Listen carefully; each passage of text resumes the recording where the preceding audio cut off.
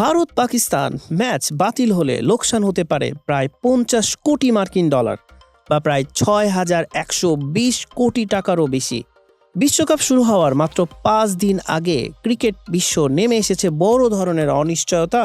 পাকিস্তান সরকার ঘোষণা দিয়েছে টি-20 বিশ্বকাপে দল অংশ নিলেও ভারতের বিপক্ষে নির্ধারিত ম্যাচটি তারা খেলবে না।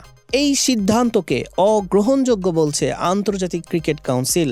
তাদের মতে নির্বাচিত ম্যাচ খেলতে অস্বীকৃতি জানানো একটি বৈশ্বিক ক্রীড়া প্রতিযোগিতার মৌলিক চেতনার পরিপন্থী। এখনও পর্যন্ত পাকিস্তান ক্রিকেট বোর্ড পিসিবি আনুষ্ঠানিকভাবে আইসিসিকে কোনো চিঠি দিয়েছে কিনা তা স্পষ্ট নয়। তবে সংশ্লিষ্টরা বলছেন শুধু ভারতের বিপক্ষে ম্যাচটি বর্জন করলে পাকিস্তানকে কঠোর পরিণতির মুখে পড়তে হতে পারে। আইসিসির অবস্থান স্পষ্ট, তারা এমন কোনো দৃষ্টান্ত তৈরি হতে দিতে চায় না যেখানে কোনো সদস্য হঠাৎ করে নির্ধারিত সূচি অমান্য করে নিজেদের মতো সিদ্ধান্ত নেয়।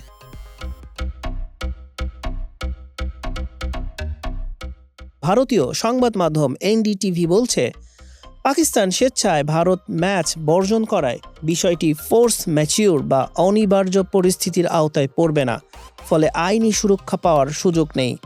ক্ষতিপূরণ ও জরিমানার দায়ভার পুরোপুরি বহন করতে হতে পারে।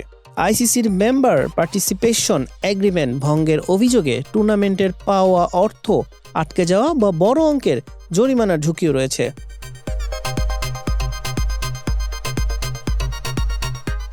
দীর্ঘদিনের রাজনৈতিক উত্তেজনার কারণে ভারত ও পাকিস্তানের ক্রিকেট সম্পর্ক জটিলতায় ভরপুর। 2013 সালের পর বড় কোনো দ্বিপাক্ষিক সিরিজ হয়নি, আর 2008 সালের পর ভারত পাকিস্তানে কোনো ম্যাচ খেলেনি। 2026 সালে টি-20 বিশ্বকাপে দুই দলের ম্যাচটি নিরপেক্ষ ভেন্যু শ্রীলঙ্কার কলম্বোতে হওয়ার কথা ছিল। তবে পাকিস্তান সরকার স্পষ্ট জানিয়ে দিয়েছে 15 ফেব্রুয়ারি সেই ম্যাচ তারা মাঠে নামবে না।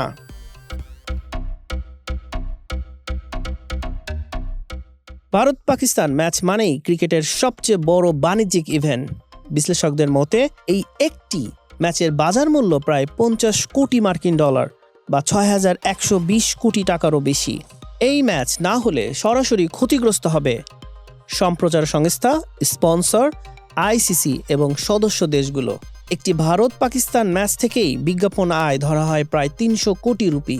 বিশ্বকাপের প্রতিটি ম্যাচের অভ্যন্তরীণ মূল্য ধরা হয় প্রায় 139 কোটি রুপি।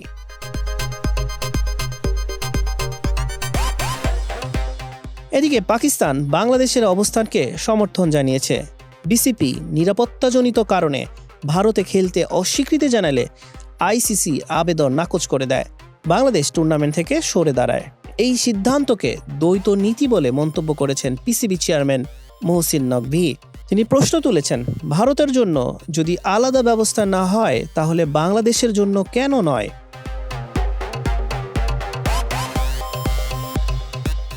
এই বয়কট শুধু একটি ম্যাচ নয়, এটি আইসিসির কর্তৃত্ব, ক্রিকেটের বাণিজ্যিক ভবিষ্যৎ এবং খেলাটির বিশ্বাসযোগ্যতার জন্য বড় পরীক্ষা।